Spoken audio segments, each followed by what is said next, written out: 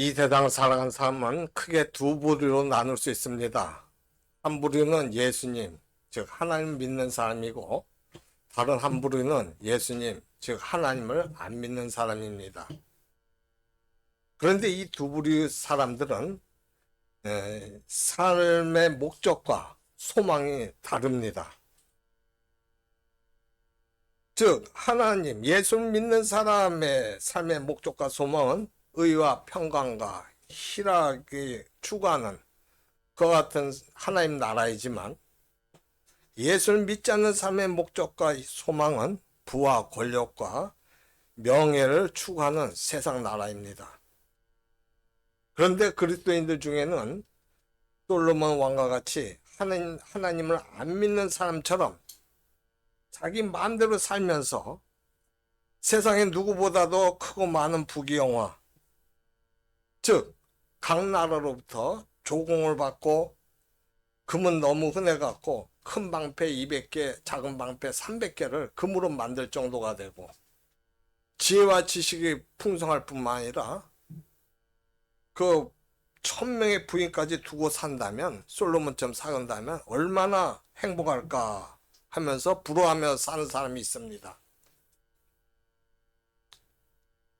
물론 솔로몬 왕이 하나님의 허락 아래 그와 같은 삶을 살았지만, 솔로몬은 말년에 자기가 쓴 전도서란 책에서 전도서 12장 8절과 13절에 이런 말을 하고 있어요. 전도서 12장 8절 한번 볼까요? 전도자가 이르되 헛되고 헛되도다, 모든 것이 헛되도다. 자기가 하나님 믿으면서 하나님 믿지 않는 사람처럼 하나님께 허락하셔서 자기가 육신적으로 하고 싶은 거 다 누렸어요. 응? 물질도 풍부하죠. 각 나라로부터 조공도 받죠. 뭐 금도 흔하고 그런 식으로 다 살았어요. 부귀영화를 누렸어요. 정말 세상에 누구보다도 지혜도 많고 지식도 많은 상태에서. 근데 그 결론이 뭐냐? 하나님께 허락해서 그렇게 했지만은 이 사람은 헛되고 헛되도다, 모든 것이 헛되도다, 이렇게 말을 합니다. 그리고 전도서 마지막 절이 뭐라고 나오느냐? 12장 13절인데 이런 말을 해요. 같이 읽어볼까요? 시작. 이를 결국을 다 들었으니 하나님을 경외하고 그의 명령들을 지킬지어다. 이것이 모든 사람의 본분이니라. 자기가 일의 결국을 다 들었다. 자기가 모든 걸 다 체험하고 듣기도 하고 보기도 하고 다 했다는 거예요. 근데 사람의 본분이 뭐냐? 사람의 본분. 사람의 본분을 알아야지 우리가 제대로 살 거 아니야. 사람의 본분이 뭐냐면 하나님을 경외하고 그의 명령들 지키는지어다. 결국 자기가 하나님을 떠나서 모든 가라다 육신거를 하고 싶은 걸 다 해봤지만은 못 누려본 게 없었지만은 뭐냐? 결론은 다 필요 없다는 거야. 어떻게 해야 되는가? 하나님을 경외하고 하나님 말씀 지키는 게 가장 복되다는 거야.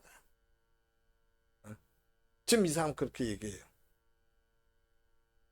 반면에 사도 바울은 복음 전파를 위해서 자기가 갖고 있는 세상의 권세와 학식과 부를 분투만도 못하다고 여기면서 살았습니다. 뿐만 아니라 바울은 자기가 예루살렘에 가면 뻔히 고난을 받을 거 알면서도 자기 스스로 성령에 매어 간다고 하면서 일부러 예루살렘 찾아가까지 했어요. 아니, 바울은 왜 어떻게 그런 삶을 살았던 걸까? 바울이 솔로몬까지는 아니더라도 부유한 도시인 다소에서 태어나서 부유한 삶을 살았고 가말리엘 문화상으로서 학식도 아주 풍부했습니다. 로마 시민권까지 갖고 있었기 때문에 상당한 대접을 받으며 살아갈 수 있었는데,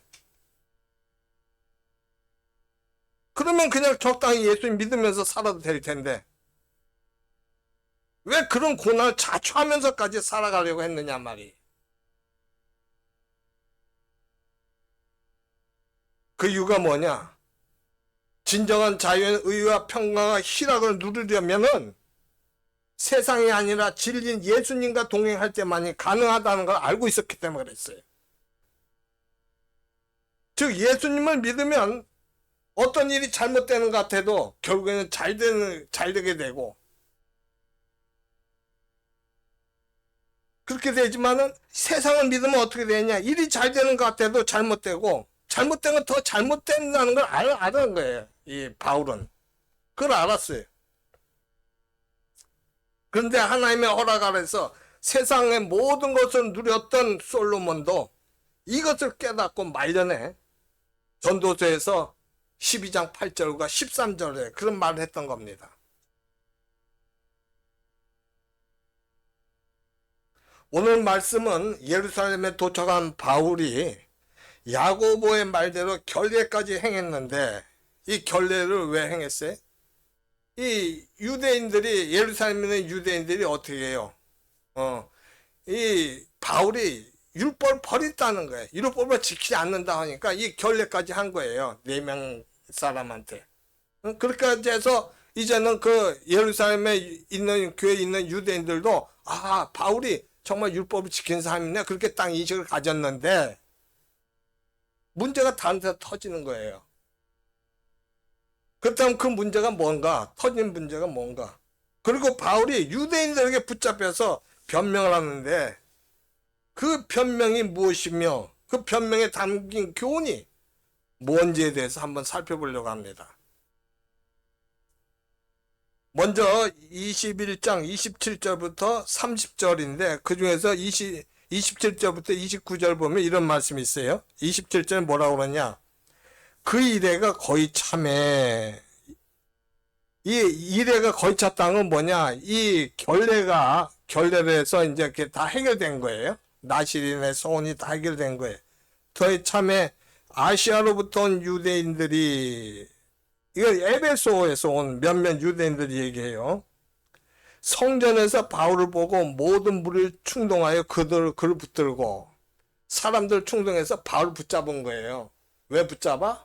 범죄라고 취급하는 거, 범죄자. 네가 범인이라는 거야. 무슨 범인이냐? 네가 뭘 범했느냐? 율법은 뭘 범했느냐? 성전 모독죄인데 그게 28절에 나와요. 28절은 뭐라고 그러냐? 외치되 이스라엘 사람들아 도우라. 이 사람은, 바울은 각처에서 우리 백성과 율법과 이곳을 비방하여 모든 사람을 가르치는 그 자인데, 또 헬라인을 데리고 성전에 들어가서 이 거룩한 것을 더럽혔다 하니, 바울이 헬라인을 데리고, 이방인을 데리고 성전에 들어갔다는 거예요. 이 당시 율법은 뭐라고 됐냐면, 이방인, 헬라인 같은 이방인들이 이스라엘의 뜰에 들어가면은 그 사람은 중죄라고 해갖고 다스림을 받았어요. 사형에 준하는 그런 다스림을 받은 거예요. 형벌까지 취해지는 거예요. 근데 누가 그랬냐? 바울이 그랬다는 거예요. 바울이. 지금 우리가 쭉 봤을 때 그런 내용이 없었는데, 성경에. 또 없었는데 그랬나? 그게 왜 이 사람들 그런 얘기를 하냐? 29절에 그 이유가 나와요. 29절은 뭐라고 하냐? 이는 그들이 전에 에베소 사람 드로비모가 바울과 함께 시내에 있음을 보고 바울이 그를 성전에 데리고 들어간 줄로 생각하미로라. 드로비모라는 에베소 사람과 바울이 시내에 있었다는 거야. 그러니까 분명히 이 성전에 들어갔을 거다. 이런 식으로 이들이 막 억측을 해갖고 이런 식으로 밀어붙인 거예요. 가짜 뉴스죠, 가짜 뉴스. 응? 이와 같은 것은 아시아에서 온 그 유대인들이 바울에게 에베소에서 가했던 것보다 더 큰 박해하고 올물 시울 구실을 만들어낸 거예요. 어떻게든 바울을 하여금 이렇게 딱 올가매려고 그렇게 만들어낸 거예요. 이 유대인들이 그런데 바울을 붙잡으니까 어떤 일이 일어났냐? 30절 같은 일이 일어났단 말이야. 30절. 온성이 소동하여 백성이 달려와 모여 바울을 잡아 성전 밖으로 끌고 나가니 문들이 곧 닫히더라 하는 거예요. 응? 일찍이 메시아 대신 예수 그리스도를 죽이는 일에 하나 됐던 그 예루살렘 백성들이 이제는 그리스도의 신실한 종인 바울을 죽이는데 몰두하는 거예요.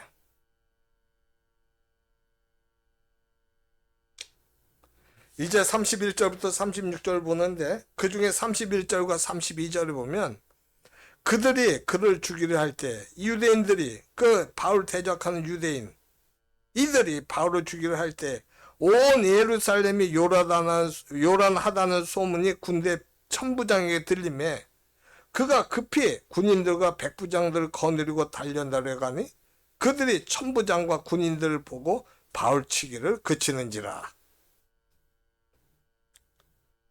유대인들의 충동질로 인해서 바울은 지금 죽을 수밖에 없는 처지가 됐지만 안 죽었어요.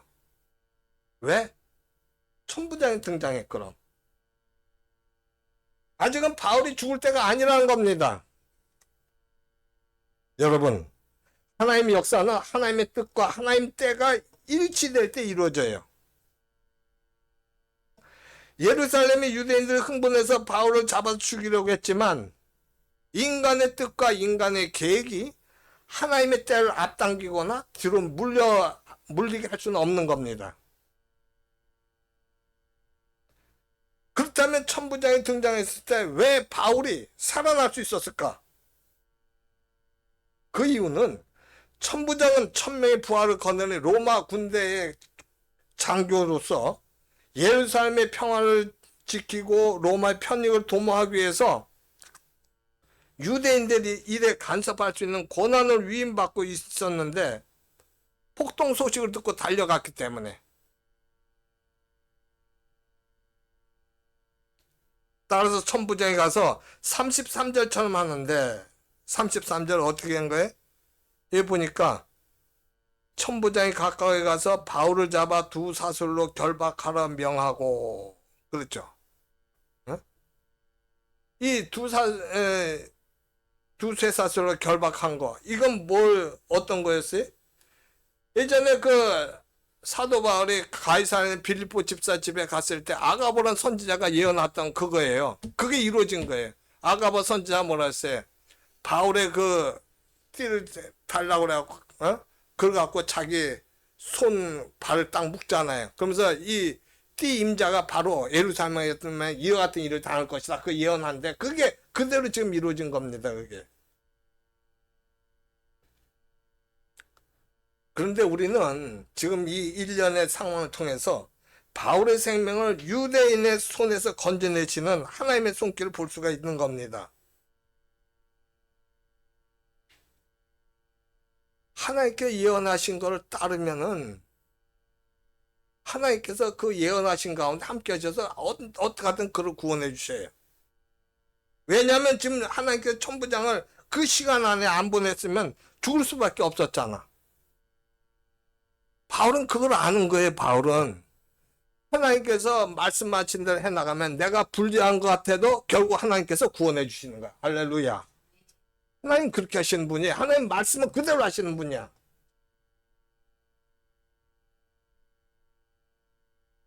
이제 34절부터 36절 보면 천부장 바울이 무슨 일을 했으며 어떤 사람인지 알아보려고 했지만 무리의 소동으로 인해서 확실한 답을 얻어낼 수가 없어요. 34절부터 36절 어떤 말이, 무리 가운데서 어떤 이는 이런 말로 어떤 이는 저런 말로 소리치거늘 천부장의 소동으로 말미암아 진상을 알 수 없어 그를 영내로 데려가는 명하니라. 영내는 요새거든요. 지금 바울이 무슨 일 저질러도 이와 같은 일이 일어났지, 이 사람이 도대체 어떤 사람이야 좀 알아보려고 하는데 지금 소동 때문에 알 수가 없단 말이에요. 그러니까 천부장이 어떻게 바울을 갖다가 그 요새로 데려가라는 거예요. 그래서 35절에 바울이 층대에 이를 때 무리의 폭행으로 말미암아 군사들에게 들려가니 이들이 바울을 갖다가 막 쫓아가는 거예요. 군사들 뒤를 따르면서 바울에 대해서 뭐라고 그래? 36절에 이런 백성의 무리가 그를 없이 하자고 외치며 따라가면 발 죽여야 된다. 발 죽이라고 막 외치면서 아우성 치면서 지금 따라가는 거예요. 유대인들은 바울을 죽이는 일을 끝까지 포기하지 않은 거예요. 어떻게 하든 바울을 죽여야겠다는 겁니다. 이 사건은 마치 예수님을 십자가에 못 박으라고 외쳐대던 그 무리의 모습들이 재현되는 것 같아요. 하다못해 예수님께서, 빌라도 총독이 예수님 살리려고 그 바나바 그 옆에 같이 강도도 놨잖아요. 유월절 한 사람 풀어줄 수 있으니까 예수님께서 빌라도가 어떻게 하든 예수님 살려보려고 이 바나바하고 예수 둘 중에 누구를 풀어주랴 했더니 뭐라 그래? 강도인 바나바를 풀어주라고 그래갖고 막 소리치기까지 했던 거예요. 이게. 그와 같은 상황이에요 지금. 그러나 아직 하나님 때가 이르지 않았기 때문에 유대인들은 자기들 뜻을 이루지 못한 거예요. 이룰 수가 없었어요. 이제 잡혀간 바울이 37절부터 40절 사이에서 신문을 당해요. 37절부터 40절. 이걸 한 절씩 한번 교독해 봅시다. 바울을 데리고 영내로 들어가야 할 그때에 바울이 천부장에 이르되 내가 당신에게 말할 수 있느냐 이르되 네가 헬라 말을 아느냐.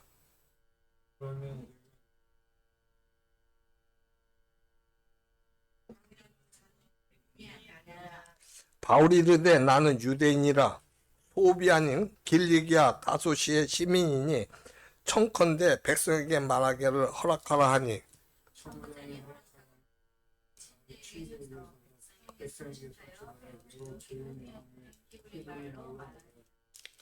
여기서 먼저 37절 보면 바울은 그 영내로 들어가기 전에 천부장에게 자신의 입장을 밝힐 필요가 있다고 해서 당시 로마 제국의 통용어인 헬라어로 말을 해요.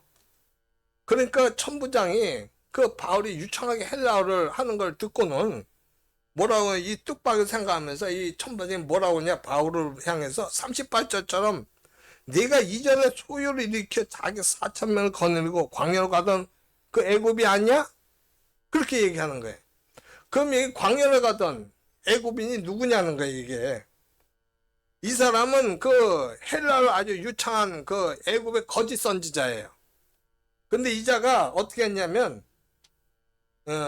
예루살렘을 빼앗아 갖고 통치하려고 했던 그런 사람이었단 말이에요. 이 사람이.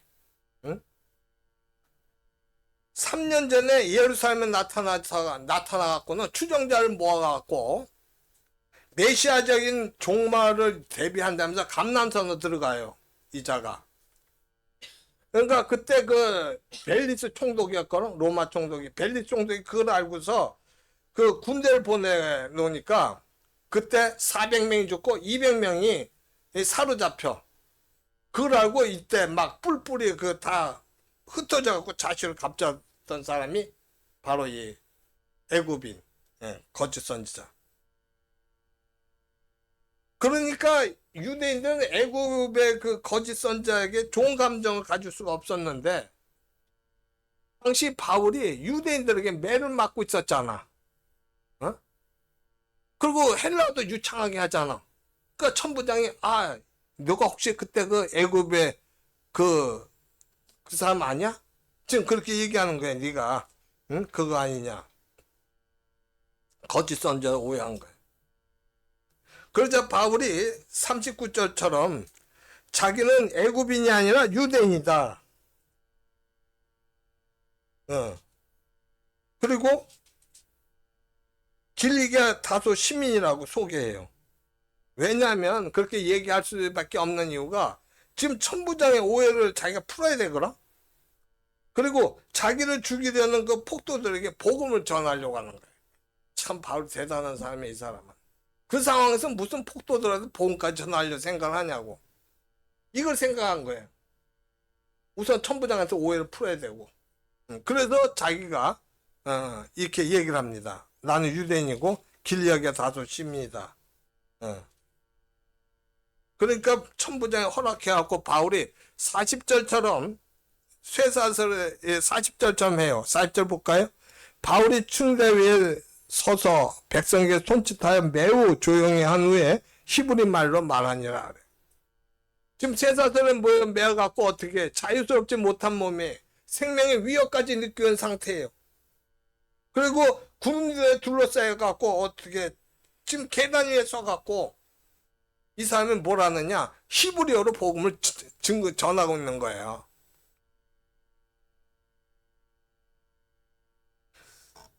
이처럼 바울은 때를 얻든지 못 얻든지 항상 전도한 사람이었어요.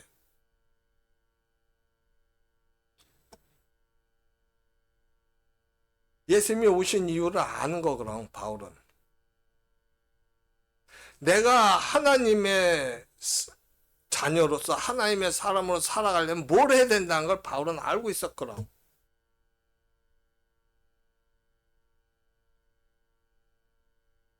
바울은 묶여있을 때든지 자유로울 때든지 자신이 처해 있는 형편과 환경에 구애됨이 없이 늘 예수 그리스도를 전했던 거예요.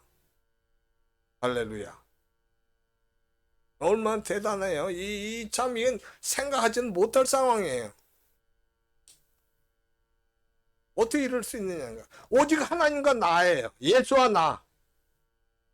그 생각을 가득 차 있는 거예요, 바울은. 이제 바울 자신의 그 회심에 대한 간증이 22장 1절부터 11절 사이에 나오거든요. 근데 이제 1절부터 3절을 보는데 거기서 3절 한번 보면 이런 말씀이 있어요. 바울이 자기를 소개하는 겁니다. 이렇게 어떤 사람인가를 그 유대인들에게 지금 말하는 거예요. 3절에 뭐라고 하느냐. 나는 유대인으로 길리기아 다소에서 났고 이 성에서 자라 가말리엘의 문화에서 우리 조상들의 율법에 엄한 교훈을 받았고 오늘 너희 모든 사람처럼 하나님께 대하여 열심히 있는 자라. 그래. 자기가 길리기아 다소 출신이라고 하거든요. 근데 다소는 그 당시에 길리기아의 제1의 도시예요. 직물하고 천막 제조가 발달했어요. 바울의 직업이 뭐였다고? 천막 제조잖아. 이 연관이 있는 거예요. 관련이 있어요. 그래갖고 그것 때문에 발달했고 아주 그 도시 자체가 물질적으로 부유했어요. 뿐만 아니라 이 다소는 어땠느냐? 당시 로마 제국의 그 위대한 대학 도시들 중 하나예요.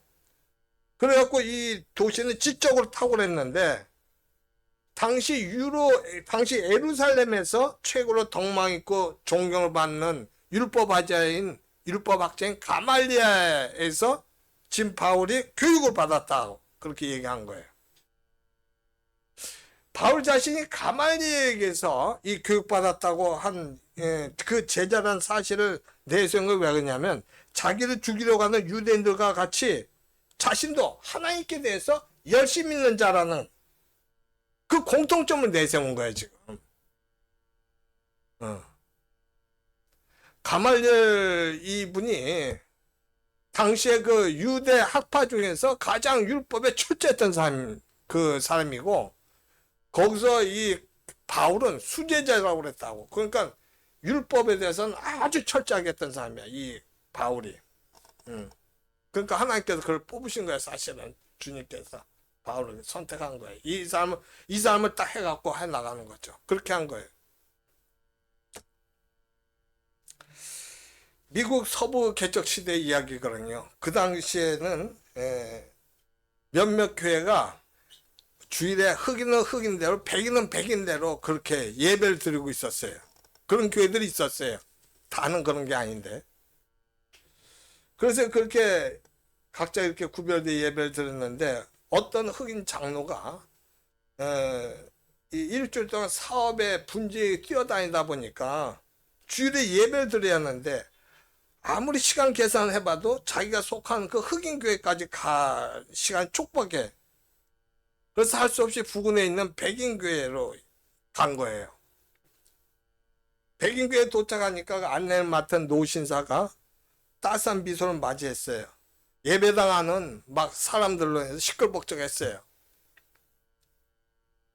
그런데 그가 들어서니까 갑자기 정적이 흐르면서 백인 그리스도인들의 그 시선이 자신의 온몸에 꽂히는 거예요. 그러더니 다른 노신사가 와서는 단호한 어조로 검은색 피부로는 결코 예배당 안으로 들어올 수 없다고. 그렇게 선언하는 거예요. 할 수 없이 눈물을 삼키면서 밖으로 나오는데 예배당 안에서 아주 아름다운 찬양 소리가 막 나오는 거죠. 흐느끼면서 성전에 모퉁이 돌을 붙잡고 기도하는데 그때 사랑하는 아들아 슬퍼하지 마라. 내가 들어갈 수 없는 교회를 네가 어떻게 들어갈 수 있겠니? 잔잔한 예수님 음성이 그렇게 들려온 거예요. 예수님 못 들어가는데 네가 들어갈 수 있겠느냐는 거예요. 이 백인교회는 그리스도인들이 기도와 예배에 열심을 가졌지만 정작 그 찬양과 예배를 받으실 그리스도는 그곳에 계시지 않았던 거예요. 마찬가지로 바울은 유대인으로 태어나서 누구보다도 하나님 일에 열심을 가졌지만 그 중심은 예수 그리스도가 빠져 있었어요. 즉 그 당시 바울의 신앙은 하나님께서 가장 사랑하신 아들, 온 인류를 구원하신 그리스도가 빠져 있었기 때문에 그 신앙은 알맹이 없는 껍데기에 불과한 신앙이었던 거예요.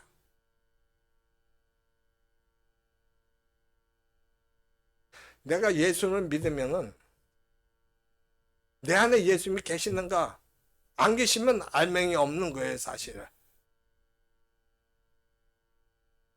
예수님이 내 안에 계시면 예수님하고 같이 살아야 되는데 바울이 그랬다, 그 당시에. 하나님 일에 열심히 했지만 예수 그리스도가 안 계신 거예요, 그 안에. 그런 상태의 바울이었기 때문에 바울이 4절부터 5절처럼 하거든요. 4절과 5절은 뭐라고 그러냐? 내가 이 돌을 박해하여 사람을 죽이기까지 하고 남녀를 결박하여 옥에 넘겼노니 이에 대제사장과 모든 장로들이 내 증인이라. 또 내가 그들에게서 다메섹 형제들에게 가는 공문을 받아가지고 거기 있는 자들도 결박하여 예루살렘을 끌어다가 형벌받게 하려고 가더니, 지금 바울이 어떻게 열심히 나가고 어떻게 그리스도인들 핍박하기 시작하면서 이 사람이 다메섹에 그리스도인들이 많으니까 그들을 잡아야겠다고 해서 다메섹으로 간 거예요. 근데 6절에 가는 중 다메섹에 가까이 갔을 때 오정쯤 되어 호련히 하늘로부터 큰 빛이 나를 둘러 비치매, 그때 하늘로부터 강한 빛이 왔잖아요. 그래서 바울이 어떻게 7절에 내가 땅에 엎드려져 들으니 소리가 있어 이르되 사울아 사울아 네가 왜 나를 박해하느냐 하시거늘, 그러는 거예요. 근데 이 음성이 뭐냐면 사실 예수님께서 예수님을 박해하는 자에 대해서 분노해서 말씀하시는 그런 음성이라기보다는 예수님이 바울을 너무 사랑하셔갖고 잘못된 길로 가는 바울의 영혼을 부르짖는 간절한 그런 외침이었다. 우리가 엉뚱한 길로 가고 있다 할지라도 예수님 우리를 사랑하셔요. 믿습니까? 놓치지 않아요. 그러니까 그 엉뚱한 일을 하면은 너무 마음이 아프신 거야. 지금 바울이 항상 그렇게 하신 거예요. 마음이 아프셔갖고.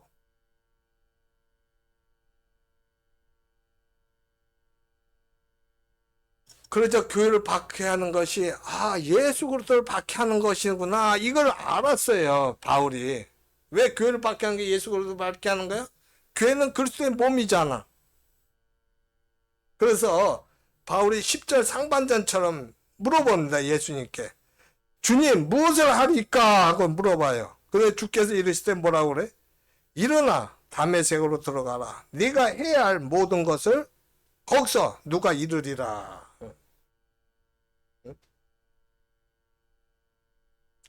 이것은 뭘 얘기하느냐? 주님께서 바울을 위해서 이미 모든 걸 예비해 놓으셨다는 거예요. 여호와 이를 믿습니까? 하나님께서는 우리에게 우리를 찾아오시거나 우리에게 어떤 말을 하실 때는 반드시 이미 해놓고 하셔요. 준비 안 해놓고 하시는 게 아니에요. 그렇게 하신 거예요. 그래서 지금 뭐라고 그래? 다메섹으로 가라는 거예요. 네가 해야 할 일, 거기서 누가 말해줄 거다는 거예요. 주님께서는 언제나 주님 앞에 순종하는 자, 그 순종하는 자세가 돼 있는 사람에게 분부하시고 그를 위해서 앞길을 예비해 놓으신 분이에요. 따라서 우리는 그리스도는 어떻게 되느냐? 어떤 일을 행하기 전에 반드시 주님께 먼저 여쭤봐야 돼. 이게 맞는 건가요? 그렇게 여쭤봐야 돼요. 왜 그러냐면 그것이 내 생각이 나온 것일 수 있고 세상 방법대로 하는 것일 수도 있기 때문에 이게 맞는 겁니까? 그걸 여쭤봐야 돼.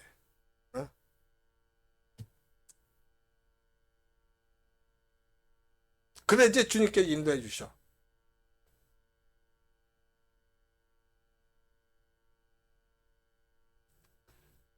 그렇게 할 때는 어떻게 돼? 시행착오 없이 성공의 지름길로 들어서게 되는 거야. 그게. 그런데 당시 바울이 11절처럼 돼갖고 이렇게 단삼손에 끌려가는 11절 뭐라고 그래?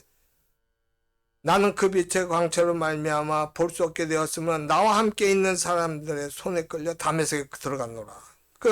지금 그렇게 단삼손에 끌려서 다메섹으로 들어간 거죠.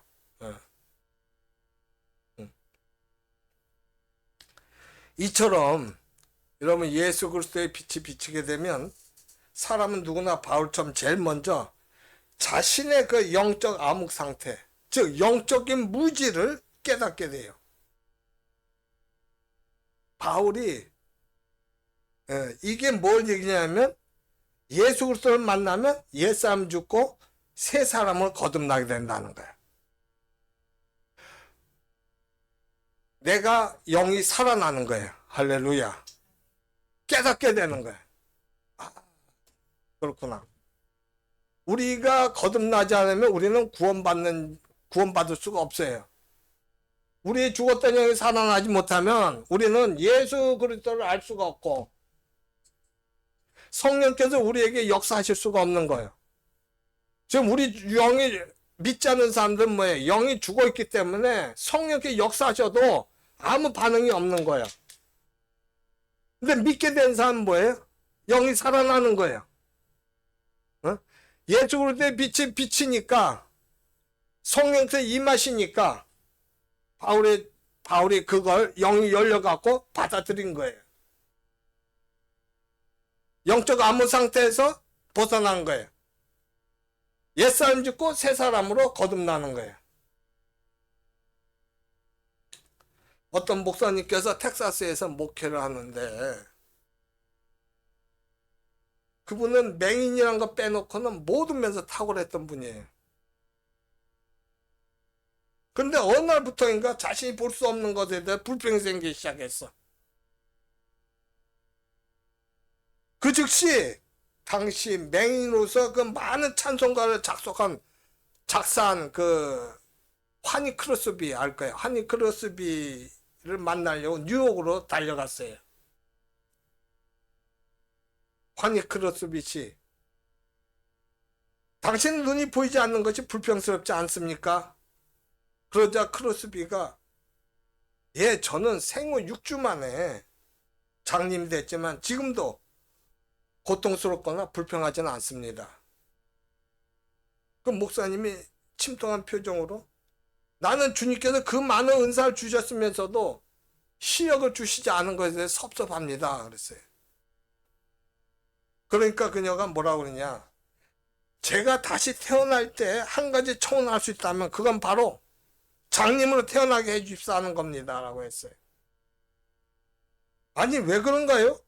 그 목사가 놀라면서 물으니까 환희 크로스비가 미소를 머금고 뭐라 그러냐. 내가 눈을 떴을 때 제일 처음 보고 기뻐하게 될 것이 천국에서 뵐 주님의 얼굴이니까요. 그래요. 세상에서 눈을 뜨고 살아도 참된 주님을 모르고 살거나 오해하면서 사는 게 너무 많아요. 영적 장님이에요. 눈 뜨고 살았다고 해서 영적으로 뜨여져요? 육신적으로 눈이 뜨였지만 영적 장님이에요. 예수님 몰라요. 그냥 사는 거예요. 교회 나오면 되는 거예요.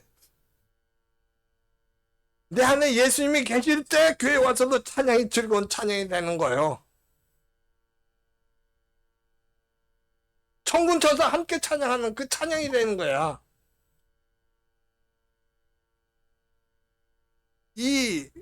그 얘기죠. 바울 자신도 지금 다메섹 도상에서 눈이 멀었지만 눈을 떴을 때는, 거듭났을 때는 그때 가서 이 바울 자신이 참 메시아를 볼 수 있었던 거예요. 할렐루야.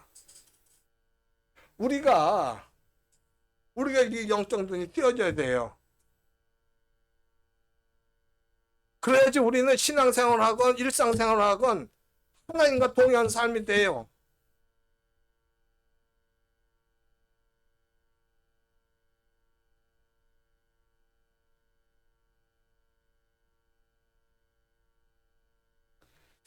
이제 12절부터 29절에서 바울은 자신이 어떻게 이방인의 사도가 됐는지에 대해서 간증하는데, 그중 12절부터 14절 보면 이런 말씀이 있어요. 율법에 따라 경건한 사람은 거기 사는 모든 유대인들에게 칭찬을 듣는 아나니아라 하는 이가 내게 와 곁에 서서 말하되, 형제 사울아 다시 보라 하거늘 즉시 그를 쳐다보았노라. 그가 또 이르되, 우리 조상들이 하나님이 너를 택하여 너로 하여금 자기 뜻을 알게 하시며 그 의인을 보게 하시고 그 입에서 나오는 음성을 듣게 하셨으니, 그랬잖아요. 지금 율법을 따라 경건한 그 사람인 아나니아가, 이 사람이 율법보다 경건한 생활하니까 유대인들부터 칭찬을 받는 거야, 이 사람은. 에?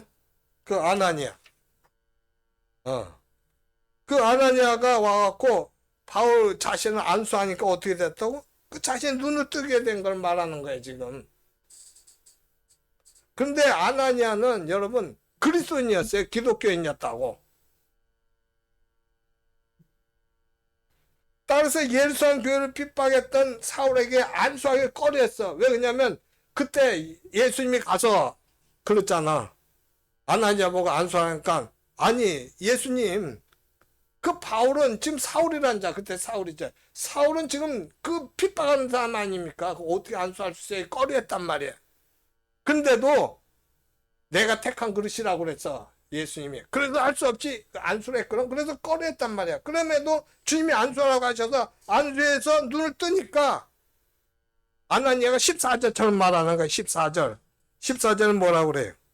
우리 조상들의 하나님이 너를 택하여 너로 하여금 자기 뜻을 알게 하시며, 너를 택했다는 거야. 우리 하나님께서. 이 택했다는 말이 뭐냐면 계획하다, 목적하다, 결정하다는 뜻이거든. 하나님께서 하나님의 예정 가운데 바로 구별해 세우셨다는 거야. 즉 아나니아는 사울이 하나님께 선택된 걸 알고 안수함으로 바울의 눈이 뜨게 된 것인데, 그 바울의 말은 자기뿐만 아니라, 이 말하는 이유가 뭐냐면 바울이 하는 얘기는 자기뿐만 아니라 아나니아도 정통파 유대인이라는 거야. 그러니까 아나니아와 자기가 믿는 예수 그리스도는 진리라는 거야. 할렐루야. 지금 그 얘기를 하는 거야, 지금 바울이. 아나니아가 자기 와서 이게 안수해서 자기 눈이 떠졌지만, 이 사람들도 알지만 아나니아는 율법을 아주 잘 지키고 경건해서 유대인들한테 칭찬받는 사람 아니야? 그건 나도 율법을 통통한 사람이야. 근데 그 사람이 난 아나. 누굴 믿어? 예수 그리스도를 믿어. 그럼 예수 그리스도는 진짜라는 거야. 할렐루야. 지금 그 얘기를 하는 거야, 지금 바울이. 그런데 15절처럼 내가 주님이 되리라고 말했거든. 15절에 모든 사람 앞에서 내가 보고 들은 것에 증인이 되리라. 내가 주님이 되리라, 증인이 되리라 아나니아가 말했어요.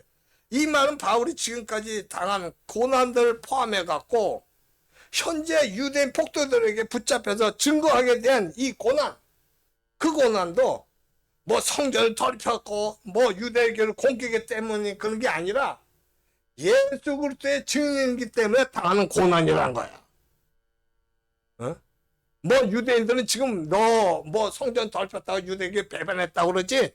그게 아니야. 왜 고난을 받아? 예수 그리스도의 증인. 그래서 받는 고난이라는 걸 지금 얘기를 하고 있는 거야.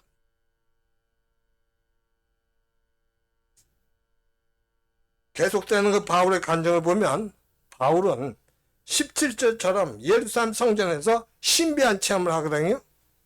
17절 뭐라고 그래? 후에 내가 예루살렘으로 돌아와서 성전에서 기도할 때 황홀한 중에 이 신비한 체험을 하는 거예요. 근데 이 신비한 체험은 언제 한 거냐면 다메섹 도상 회심 이후 3년 후에 이 신비한 체험을 하는 거예요. 그때 주님께서 바울에게 18절처럼 말씀하셔요. 18절 뭐라 그래? 속히 예루살렘에서 나가라. 그들은 네가 내게 대하여 증언하는 말을 듣지 아니하리라. 지금 예루살렘을 떠나서 다른 데 가서 그리스도 예수를 증언하라는 거예요. 예루살렘 떠나서. 이건 이제 이들이 말을 안 들으니까 그렇게 하라는 거지만 우리가 생활하면서 일상생활, 신앙생활할 때 어떤 일이 있냐면 하나님께서는 때때로 내가 가장 좋아하고 머무르고 싶어하는 곳에서 떠나라고 명령하실 때가 있다는 거야. 그러면 어떻게 돼? 우린 과감히 떨치고 일어나서 하나님 말씀에 순종해야 되는 거야.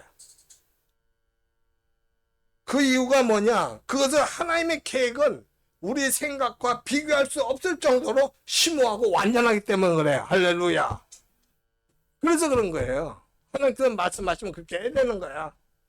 하나님 이거 알잖아요. 하나님 몰라요? 이 사장 지금 현재 이렇게 됐는데 나보고 이거 하지 말라고요? 아니, 어떻게 그럴 수 있어요? 그게 아니라는 거예요. 그 대신에 그 떠나가 할 때는 확실히 다짐을 받고 하는 거지. 그냥 떠나는 게 아니라. 어?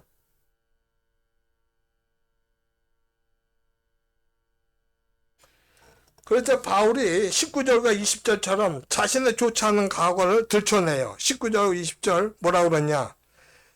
주님, 내가 주를 믿는 사람들 가두고 또 각 해당에서 때리고 또 주의 종인 스데반이 피를 흘릴 때 내가 곁에서 찬성하고 그 죽이는 사람들 옷을 지킨 줄 그들도 아나이다. 어? 옛날에 그 스데반 집사를 자기가 죽였잖아. 예루살렘 교회 핍박했잖아. 이렇게 이걸 지금 얘기를 하는 거 왜 이걸 말하느냐 이걸 왜 지금 이렇게 아니 이거 뭐냐는 거예요. 어? 응. 자기가 지금은 교회와 예수 그리스도를 옹호하고 있지만 과거에는 지금의 당신들 유대인들처럼 똑같은 나는 생각과 행동을 했었다는 거야. 그걸 좀 일깨워주는 거야. 내가 옛날 그랬던 사람이야 내가. 당신들보다 더 했던 사람이야. 근데 지금 자기가 이렇게 변화된 것은 뭐냐? 오직 하나님께로부터 주어진 계시라는 거야. 하나님께서 나한테 역사하셨기 때문에 내가 이와 같이 변화되었다고 지금 밝히려고 하는 거야 지금 그걸 그 얘기하는 거야.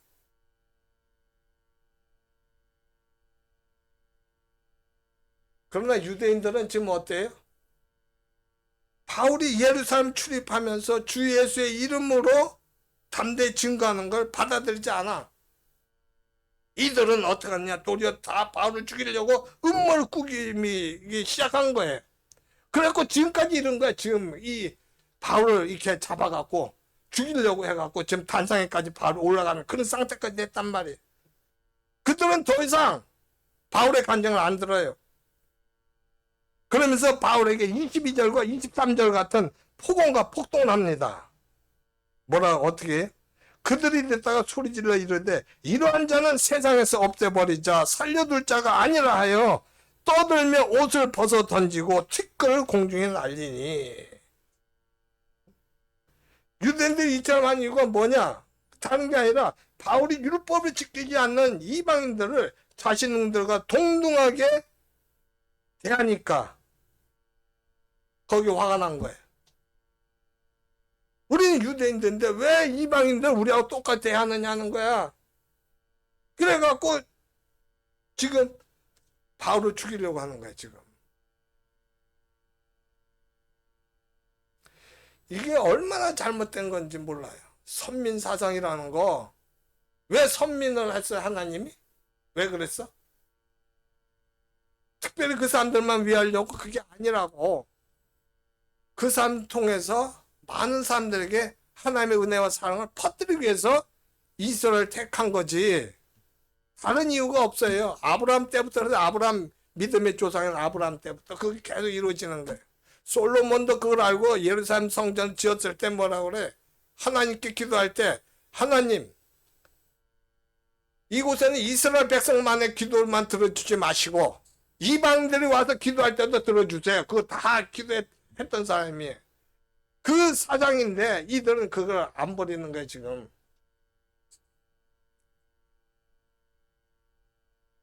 여러분 하나님의 뜻은 세계 만민을 구원하는 데 있지만 선민의식에 사로잡혀갖고 하나님의 진정한 뜻을 깨닫지 못한 유대인들은 모든 인류를 동등하게 여기는 복음을 이해하지 못하니까 마치 스데반을 돌로 치려고 했을 때처럼 옷을 벗어갖고 사울의 발 앞에 던진 것 같은 똑같은 행동을 하는 거예요. 사울이 예전에 스데반 죽일 때 그렇게 했잖아. 지금 이게 똑같은 게 지금 이 바로 앞에 나타나는 거야.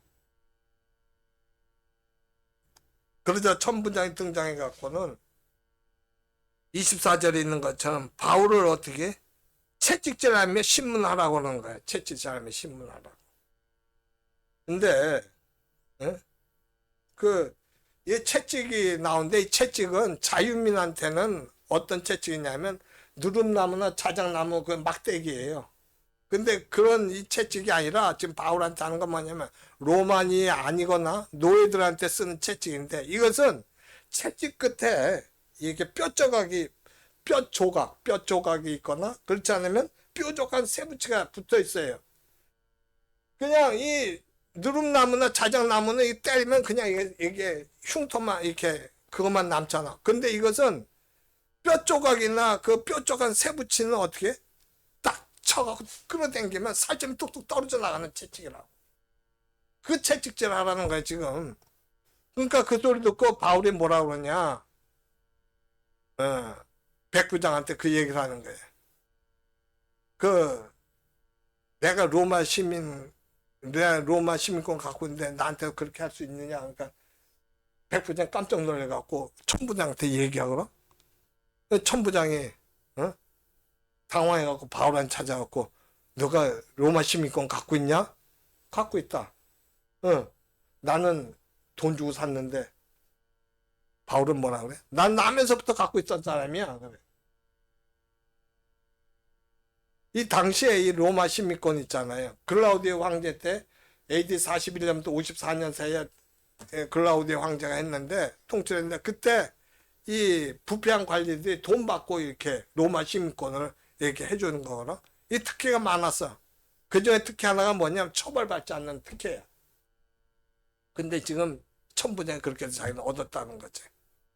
근데 이게 있고 나서 이들은 근심의 걱정에 쌓여잡히는데 여러분 바울은 어떻게 해서 폭도들에게도 복음을 증거할 수 있었죠?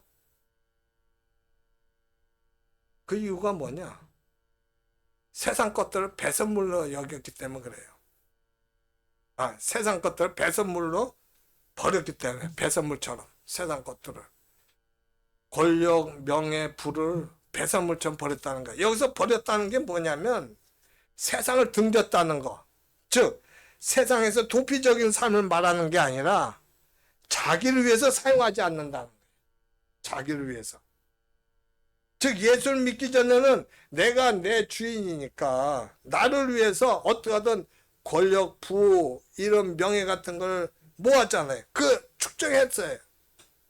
근데 이제는 뭐예요? 예수님이 내 주인이 되니까 예수님의 증거를 위해서 그게 다 방해가 되는 거예요. 그러니까 버리는 거예요. 자꾸만 그거 생각하게 되면 나는 예수님 복음을 제대로 증거될까 안 될까? 안 되지. 아이고 내가 그냥 이거 갖고 살면 나 편한데 왜 내가 이거 버리면서 살아? 안 해. 그러니까 아주 바울은 그 버려버린 거예요. 예수님 복음 증거에서.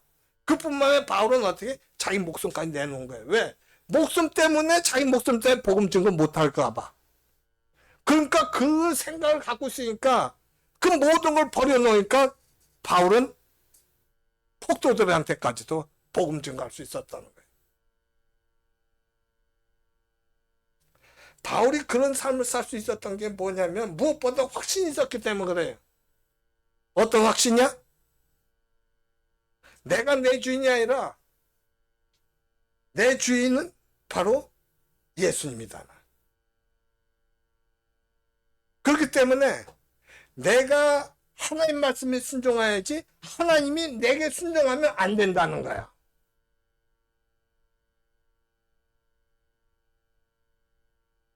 내가 내 주인이 아니에요.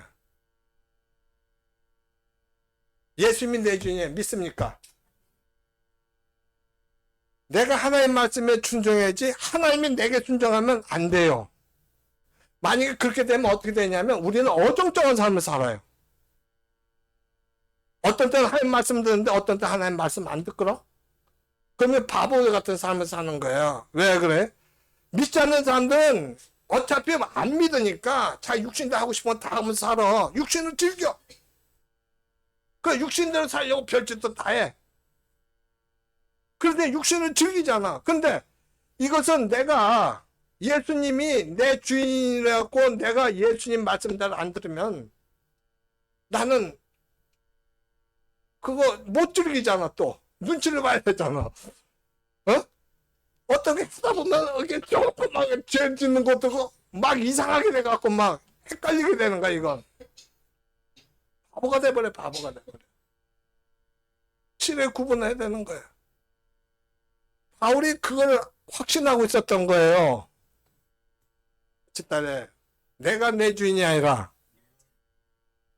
예수님이 내 주인이다. 내가 하나님 말씀에 순종해야지. 하나님이 나에게 순종하면 안 된다. 이거 기준을 삼고 살아가면은 실수를 하더라도 고쳐져. 내가 고치면서 살아가. 근데 이 자체가 없으면 이 기준이 그게 안 돼 있으면 어떻게 돼? 나는 삶이 엉망이 돼 버리는 거예요. 이건 안 믿는 것도 아니고 믿는 것도 아니고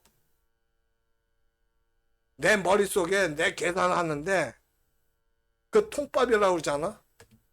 그것 때문에 난 바보가 돼 버리는 거야. 악한 영은 계속 그렇게 공격하거든.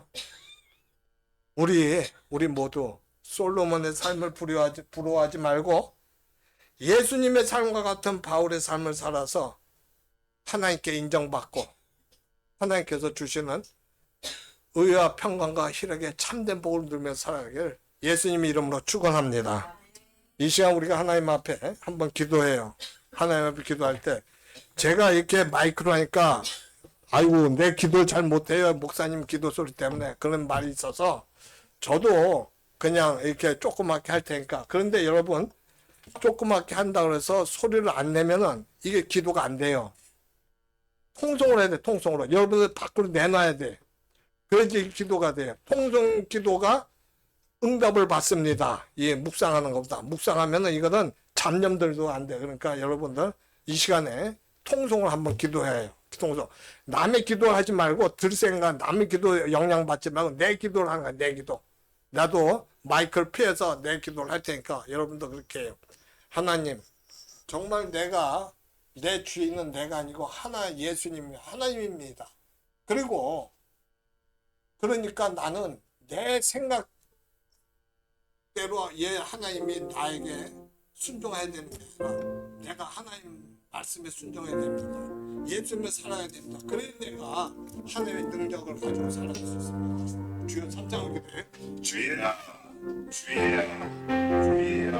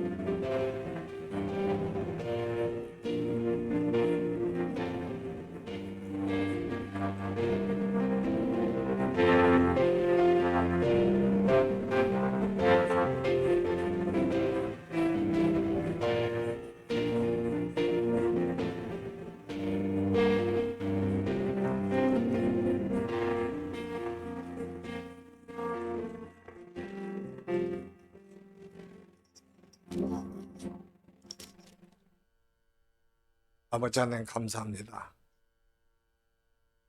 우리가 살아가지만 분명한 것은 내 힘으로 이 세상 살아가는 것이 아니고 내 생각대로 되는 것도 아니시고 창조주 하나님에 의해서 모든 것이 만들어졌고 그 하나님에 의해서 모든 것이 선하게 이루어져 가도록 하나님께 역사하신다는 겁니다.